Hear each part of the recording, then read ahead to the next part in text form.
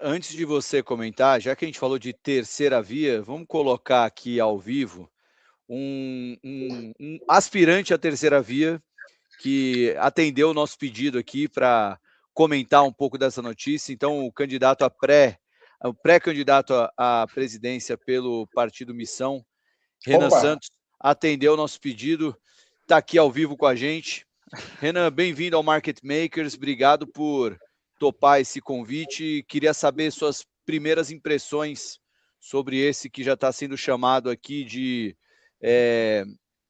Áudio Flávio Day. Eu não sei como vai ficar o nome desse dia que mexeu bastante no mercado financeiro e deu uma embaralhada no jogo político. Boa noite, Renan. Boa noite, Thiago. Boa noite aos demais. Boa noite a todos que estão assistindo. De maneira bem sucinta. Eu avisei. Eu fui no Market Makers e avisei que ia acontecer isso. Só puxar ali, eu falei, vai rolar um monte de denúncia contra o Flávio. Eles estão apenas aguardando o Flávio, apenas o Lula com a PF, a ala lulista do PF, estavam apenas aguardando ficar certo que o Tarcísio não poderia pegar a vaga na chapa para ir para cima do Flávio. O Flávio é um candidato péssimo. O Flávio é um cara que há 7 anos a gente está denunciando ele como um corrupto. A Operação Lava Jato acabou por conta dele. O envolvimento dele com o STF, com a banda podre do Senado é nítida. O Flávio operava com o Ciro Nogueira. E agora veio isso. E virá mais coisa. Ainda não falaram ainda do INSS. O Flávio é uma candidatura muito fácil de ser derrotada.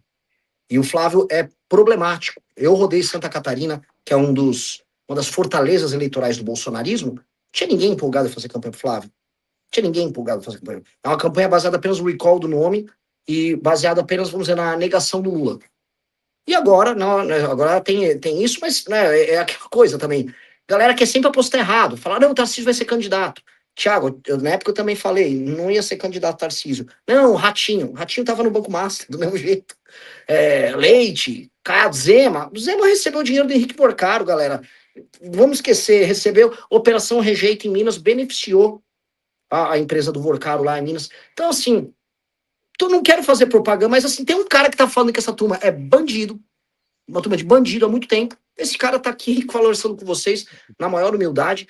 E eu acho o seguinte, vai ser muito complicado qualquer um virar público, ficar falando que não, agora é Flávio. Não vai dar não, cara. Vai ser muito complicado, vai ser difícil.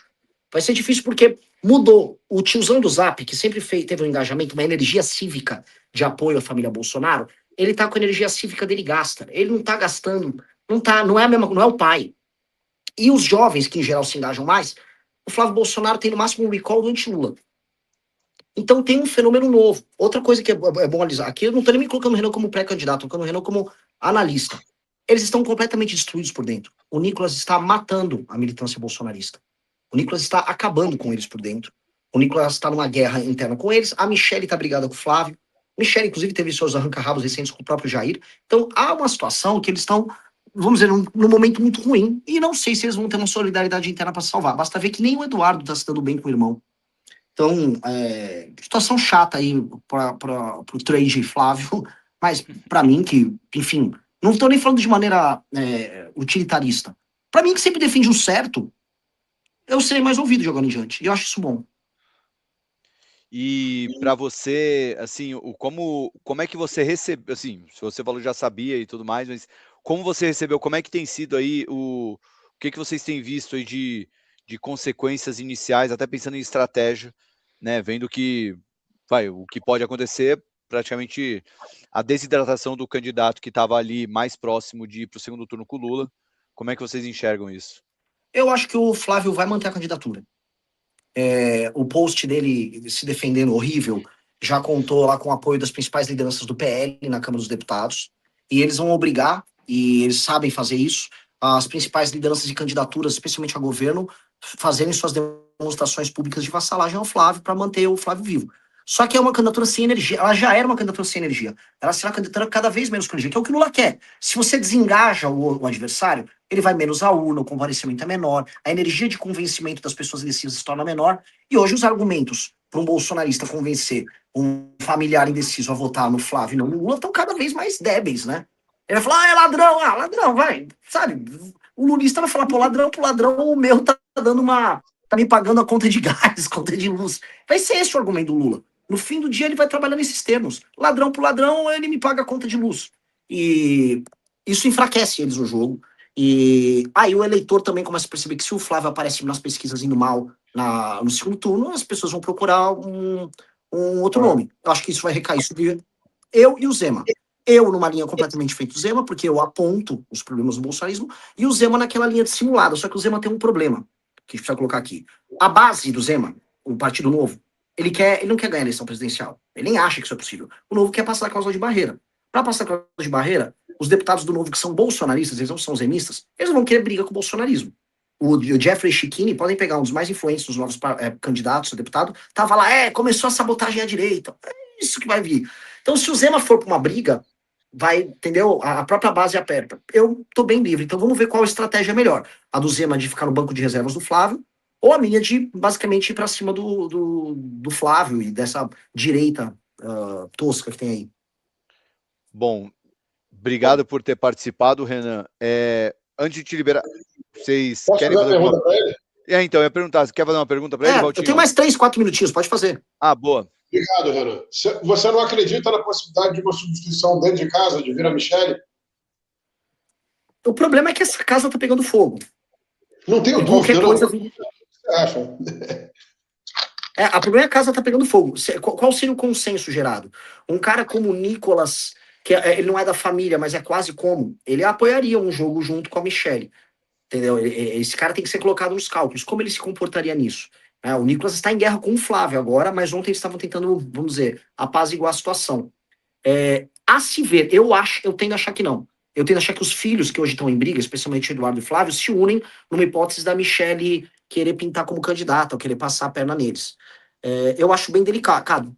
Ali dentro não se duvida de nada, mas eu ainda acho que mantém o Flávio. E o Paulo Figueiredo, que é um dos caras, vamos usar alicerces dessa pré-candidatura, ele sempre usa muitos exemplos do Trump. Pô, o Trump passou por todo tipo de ataque, vamos segurar a onda, isso vai passar, vai passar. E eu acho que para aqueles 15 a 20% de bolsonaristas die hard, vai passar. Vai passar.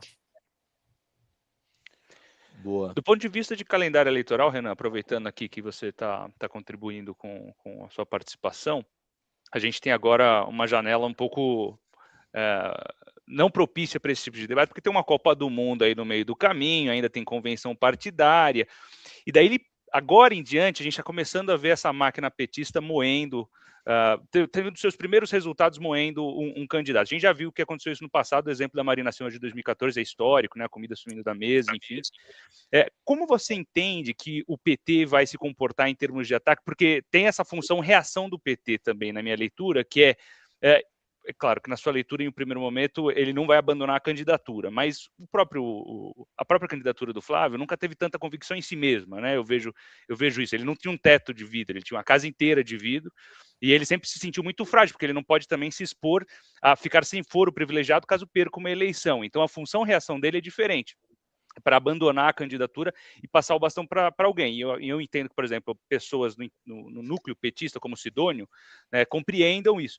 Como você entende que esses ataques devem perseguir, sabendo que o calendário é atribulado, tem um monte de coisa, até a convenção partidária e assim por diante? Eu acho que o Flávio, é muito pior para o Flávio não concorrer do que concorrer e perder. Porque aí ele perderia o comando do bloco bolsonarista. O bolsonarismo, do ponto de vista político, ele não tem uma estrutura formal. Ele não fez o que nós fizemos, que é montar um partido político. Um exemplo claro. Eles não criaram uma estrutura clássica política sequer de financiamento. Portanto, perder o que eles têm, que é um sistema de validação social e política por meio do prestígio da marca, do nome da família, é a pior coisa. Por isso que o que eles deveriam ter feito no passado, e eu avisava todo mundo, era impedir o Tarcísio de ser candidato, que é o que eles fizeram. Porque se o Tarcísio ganhasse, acabou a necessidade do nome Bolsonaro como validador, era o fim deles. Então eles iam fazer isso. Pro Flávio, ele não pode ter uma derrota humilhante. Uma derrota é ok. Ele forma a bancada, ele tem os acordos dele mantidos, há um sistema de dependências envolvendo governadores que foram eleitos usando o nome dele. Então eles se mantêm no jogo e aí eles vão ver o que eles fazem depois. Então eu não acho pro Flávio, vamos dizer, sair fora natural. A primeira coisa que eles precisam fazer é tentar se manter no jogo com viabilidade, tentar abafar, manter a base dele, ver, vai sangrar um pouco, e o que eu faria se eu fosse ele, tá, entendendo esse xadrez, é ir pra cima do Zema. Entendeu? Porque ele vai falar, não vai poder ter divisão na base. E dar porrada nos deputados do Zema e fazer eles apertarem o Zema. Não bate no Flávio, não, vai atrapalhar a gente eleger deputado. Que é o caminho mais natural. Conhecendo eles, é isso que eles deveriam fazer e acho que é isso que eles vão fazer. Só que, se vierem mais ataques, eu acho que virão, tá? Eu não sabia desse. Eu sabia que viria ataques especialmente ligados ao INSS, Secretaria de Esportes do Rio, etc. Mas vindo uma sequência, e essa sequência começando a derreter ele, aí a gente pode falar isso em outro cenário. Agora, o cenário projetado com base nisso aqui é um cenário de tentativa de manutenção. É o que eu vejo, Matheus. Show. Renan Santos, muito obrigado por atender nosso pedido. Obrigado, uma honra estar com vocês, sou fã de todos. Pô, estão acompanhando você, nossa audiência aqui ficou muito feliz vendo você entrar, que já estavam pedindo para você, parecia que já sabiam que você ia entrar, enfim. Mantenha-se próximo, Market Makers, portas abertas para você e boa sorte nesse ano de 2026. Valeu, galera. Obrigado, um abraço para todo mundo. Boa noite. Galera, voltando aqui.